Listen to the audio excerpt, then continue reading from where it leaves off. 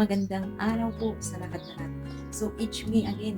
Ayun, so ang ating topic po ngayon is mag-uusapan po natin kung ano pong nararanasan po dito sa YT or YouTube Studio. Ayun, so ito po, isi-share ko po sa inyo kung anong mga karanasan ko dito. So, lalong-lalo na po sa mga baguhan, katulad mo bilang isang OFW. So, ito po ito isi-share ko po sa inyo para po meron po kayong technique o meron po kayong kaalaman dito sa ating pag-YT. Ayan, dito sa YouTube Studio. So, bago po ang lahat mga ka-guys, magpapasalamat po ako sa lahat ng suporta sa aking mga content. Lalong-lalo na sa aking pagsa-silent live. Guys, dito po natutunan ko po ang lahat dito sa ating social media o dito sa YT Studio. So, bilang isang OFW, kahit napakahirap mga ka-guys, once na ginusto mo yan, gawaan mo po ng paraan. Kapag ginusto mo. Siyempre, kapag hindi mo naman ginusto, hindi mo ginagawa ang paraan, di ba? So, dito mga ka-guys, isi-share ko po kung ano pong nararanasan ko dito sa ating pag-YT o YouTube Studio. So, number 1, pagod at puyat. Yun po ang tatandaan nyo mga ka-guys. Yan po ang ating mararanasan, lalong-lalo na kapag ikaw po isang OFW. So, hindi ko po dinadown kayo mga ka-guys dahil po sa ganitong sitwasyon. Talagang mararanasan ko po talaga yan, ang pagod at puyat. Dahil po masasabi ko yan. Dahil hindi lang po tayo dito basta-basta gumagawa ng video o gumagawa ng content o magsa-silent live. Dahil po lahat yan, ang ating mga bisita na pumibisita sa ating bahay, dapat kailangan po natin balikan. So, syempre dahil po sila ay tumutulong sa akin, kailangan po natin silang balikan guys.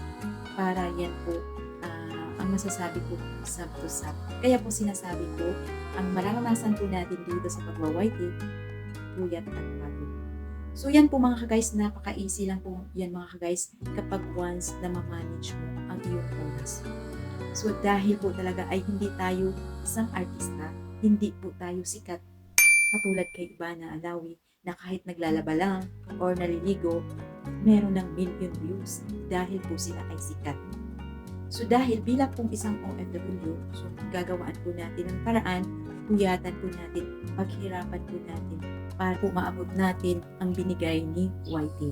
So kailangan magkaroon po tayo ng 1,000 subscriber at 4,000 watch time. Kaya bilang isang OFW, gumagawa po ako ng silent live.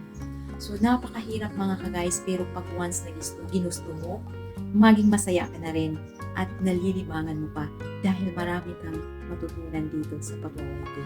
So, ano po ang tips na masasabi ko mga ka-guys, Gawin nyo lang pong simple, sa tamang oras, sa tamang panahon, na hindi po kayo nahihirapan.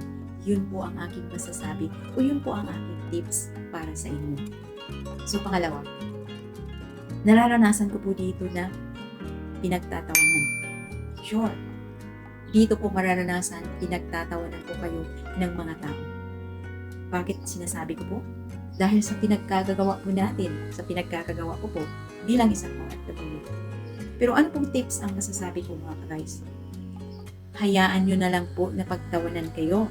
Basta kapag ginusto mo, ipagpatuloy lang po yung hinahangad mo para po makamit ang inyong minimitin. So dito po mga ka-guys, walang hiya-hiya na po. So dahil po ginusto natin, yan po ang tips ko sa inyo. Hayaan mo kung pinagtatawanan ka ng mga tao. Basta ginagawa mo masaya ko. Go lang po. Go lang ng go. Para maging masaya ka po dito sa pag-YT, parang gawin nyo po ang lahat ng gusto nyo na ikakaligaya sa inyo. So, yan po ang mga ma-share ko at mga tips na masasabi ko sa inyo. Dahil po talaga ay hindi po tayo sikat na artista, so para po lang tayo ma-monetize dito kay YT, kailangan po abutin natin kung ano po ang kailangan ni YT. 1,000 subscriber, 4,000 watch time. So, go lang po ng go. So, pina-inspired ko lang po kayo mga ka-guys. Hindi ko po kayo dinadown sa sinishare ko sa inyo. Pina-inspire ko lang po to sa inyo, lalong-lalo na po, bilang mga isang OFW na gusto pong abutin dito sa YT. So, sa lahat po dyan na nakapanood ng aking content na to, kung hindi pa po nakapag-subscribe ng aking YouTube channel, subscribe mo ng aking YouTube channel at i-click ng notification bell para updated po kayo sa susunod kong mga videos. Tutorial, tips, at OFW vlog. Yan po ang aking content mga ka-guys. At sana po mga ka-guys, sa lahat ng nakapanood nito ng aking video, sana wag niyo po kaming husgahan at pagtawanan sa aking pinaggagawa.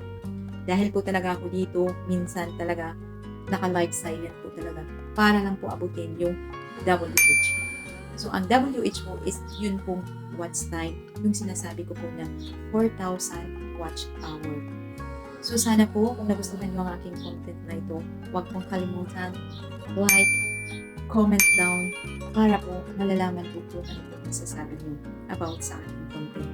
At kung nagustuhan nyo ang aking content, pakishare na lang po para po malalaman ng iba. Ayan, so maraming salamat po and God bless sa lahat. Bye-bye!